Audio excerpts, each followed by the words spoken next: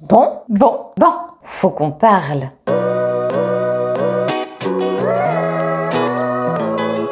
Première vidéo de l'année, du coup j'en profite pour vous souhaiter une très belle année à venir. Ça a été. Si jamais vous étiez seul à ce moment-là ou que vous avez travaillé, sachez que vous n'avez rien raté. C'est juste une période hivernale d'encrassage de foi, de remplissage de penses et d'interrogatoire officiel des performances annuelles. Donc si t'es resté devant ta téloche à pleurer devant des films gnangnan, c'est pas forcément plus mal. D'ailleurs, en parlant de remplissage de penses, j'ai un peu un sujet à aborder. Sujet pour lequel tu as cliqué sur cette vidéo, je n'en doute pas. Et plus précisément, ça parle de l'effet du surpoids sur ton comportement. Et comme d'habitude, si tu as un doute sur ce que je suis en train de te dire, tu peux les vérifier dans la description, je te donne tous les liens sur les articles et les études qui y sont associés. Bon alors, pour vous faire comprendre ces zombifications, on va commencer par une partie de notre cerveau qui s'appelle le striatum. Jusque là, je me trompe pas sur la prononciation, je crois. Wikipédia, il dit que c'est impliqué dans le mouvement involontaire, le comportement et la motivation alimentaire et sexuelle, la gestion de la douleur, la cicatrisation et la régénérescence de certains tissus cérébraux. En bref, ça gère ton impulsivité décisionnelle. Rien que ça. Donc on est sur un truc balèze quand même, mais en plus de ça, c'est lié à l'addiction. Et là, tu vois où je veux en venir à peu près. Bref, le machin, il a plusieurs zones, et dans l'une de ces zones, il y en a une qui s'appelle le noyau accumbens.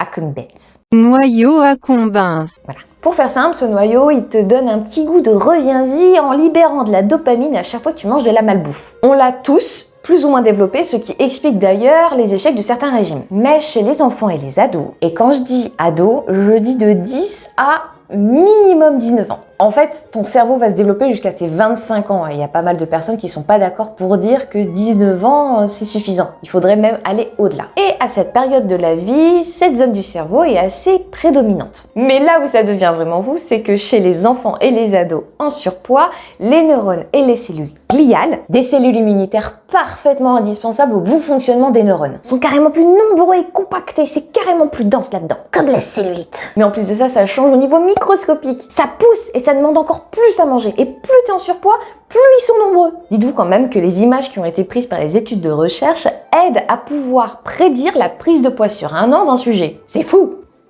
Alors, vous allez prendre 10 kilos cette année. Pourquoi? Parce que c'est l'image qui le dit. Oui, mais pourquoi? Ah, la vraie version, c'est parce que la vie est une... Est-ce que vous avez déjà essayé de décoller un ado du frigo? Ben là, c'est encore pire parce qu'ils sont carrément contrôlés par une mutation cellulaire. Ça ne sert donc à rien de lui gueuler dessus. À rien. Est-ce que dans les séries, vous les avez déjà vus gueuler sur les zombies? Ça sert à quelque chose? Non.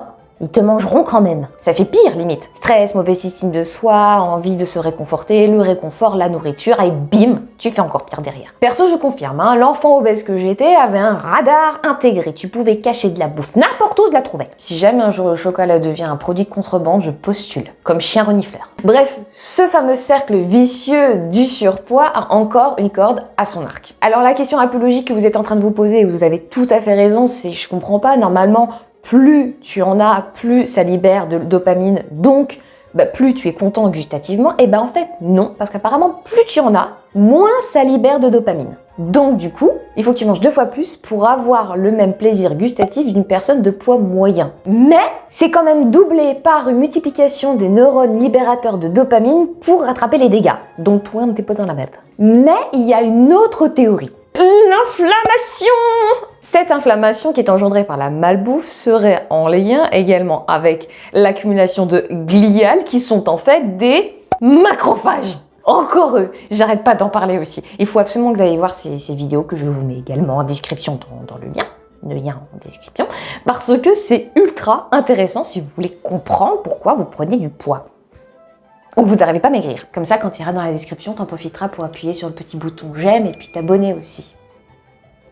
Au passage. Ce profond sentiment d'injustice que certains sont en train de connaître à l'instant, je vous comprends les gars, on est dans le même camp, et il va pouvoir être un petit peu atténué par les dernières recherches d'Alexander Nektau. En fait, ce monsieur est auteur d'une étude sur les souris, je suis contre la recherche sur les animaux, mais bon, c'est un fait, donc je vous le dis, qui dit que si tu stimules artificiellement le glutamate, ça stoppe la prise alimentaire. Pas au point de vouloir te faire crever de faim, évidemment. Si tu ne sais pas ce que c'est que le glutamate, en fait, c'est tout simplement un neurotransmetteur, c'est le messager des neurones. Et si le message suivant, c'est « manger !» Mais non, le surpoids n'est pas forcément en lien avec manger ou avoir envie de manger. On a découvert autre chose. On a découvert il y a un petit moment que nos cellules décidaient quand même de savoir comment elles allaient gérer ce que tu mangeais. La façon dont elles stockent ça. Une simple petite différence au niveau de certains neurones, et non, ça n'a aucun lien avec l'intelligence, je tiens à le préciser. Et pouf, tu grossis sans manger plus que quiconque. Injustice! Ça explique pourquoi notamment ton pote Kylian peut manger 3 tablettes de chocolat par jour et être complètement sec alors que toi, non, tu ne peux pas. Voilà. La bonne nouvelle, c'est qu'apparemment d'autres tests effectués sur les souris montreraient qu'une alimentation plus riche en lipides qu'en glucides te ferait perdre ces kilos superflus. Encore faut-il le savoir. Mais là, je parle pas forcément d'une alimentation keto, mais d'une alimentation où on privilégie les bons lipides, le gras, plutôt que les glucides, le sucre. Dans la limite des apports énergétiques journaliers recommandés. Et sinon, c'est terminé. À moins que tu veuilles regarder le bêtisier juste après. Sinon, je te fais de gros bisous et je te dis à la prochaine. Bon, c'est bon pour la santé. Mais faut pas pleurer. Vous voulez ressembler à... Donc non plus qu'un savant fou décide de mélanger ça à un virus hyper contagieux du style Covid et puis bim, fin du monde. Rigolez pas, c'est possible. C'est toujours les scientifiques qui sont en cause dans la fin du monde de façon zombiesque. Des zombies. Je le savais. Mangez! Je vais pas vous mentir, c'est mal barré. Tu n'as aucun rapport avec cette vidéo.